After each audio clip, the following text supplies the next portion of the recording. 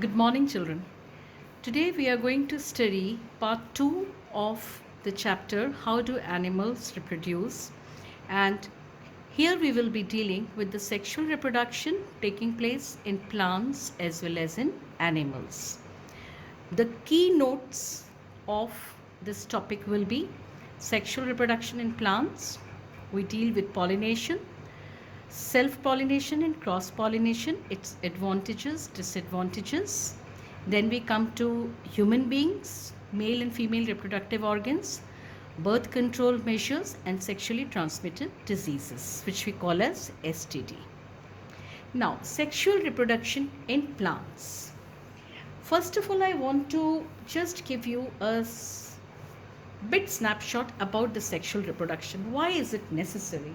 And what are the advantages of it over the asexual reproduction? We are also familiar that the modes of reproductions are happening where a single individual is giving rise to its progenies without involvement of any sex. However, when two individuals are coming together to have a new generation or to create a new generation, this is said to produce new generations, and it is as a result of the involvement of both sexes, that is male and females. Now, the creation of two new cells from the one involves copying of the DNA as well as the cellular apparatus. And the DNA copying mechanism, which we studied in our previous PPTs, result in some errors during the copying down, and these errors are termed as variation in population of an organism. Now children, each new variation is made in a DNA copy which when accumulates over a period of time creates a drastic changes in an individual. So the two different individuals in a population would have quite different patterns of accumulated variations, and combining variations from two or more individuals would thus create new combination of variants. The sexual mode of reproduction thus incorporate such a process of combining DNA from two different individuals during the reproduction.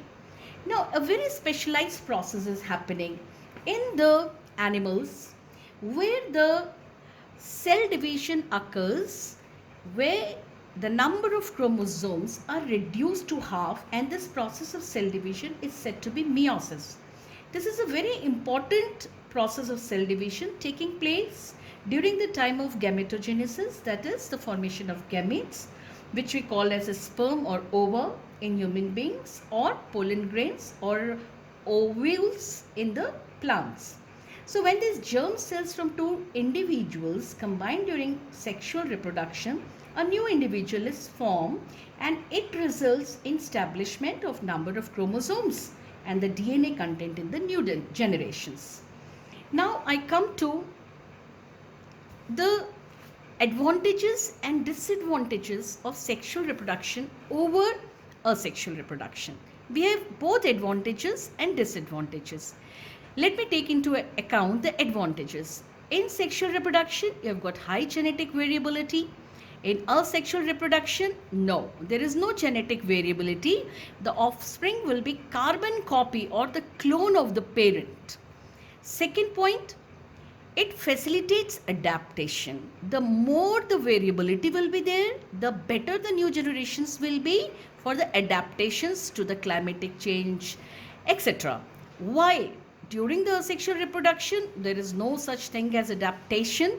And adaptation is only in the form of, okay, when there are unfavorable conditions, then the multiple fission happens. But then all the daughter offsprings which are produced, they are similar. And there is no such issue of courtship because there is no such sex involved. That is no male or female like thing. Advantage of sexual reproduction, it speeds of evolution, and the basis of evolution is the variations in the population due to the errors in the DNA copying. While in asexual reproduction, there is no such danger. DNA is just the replicates its copy, and that is why the progenies are the duplicates of their parent. Now, what are the disadvantages of sexual reproduction and asexual reproduction? In asexual reproduction, you have got a very low genetic variability. Disadvantages: courtship is time and resource consuming. In asexual reproduction, adaptation to environment is very difficult. In sexual reproduction, usually sacrifices the fitness of one sex to the other, and it is a compromise like situation in sexual reproduction. While in asexual reproduction, there is retardation for evolution. There is no scope for evolution because there is no variation. The offsprings are the carbon copy of their parents. So if the parent is a disease producing, the children will also be having the disease producing, the progenies will be the same. So these are some of the disadvantages.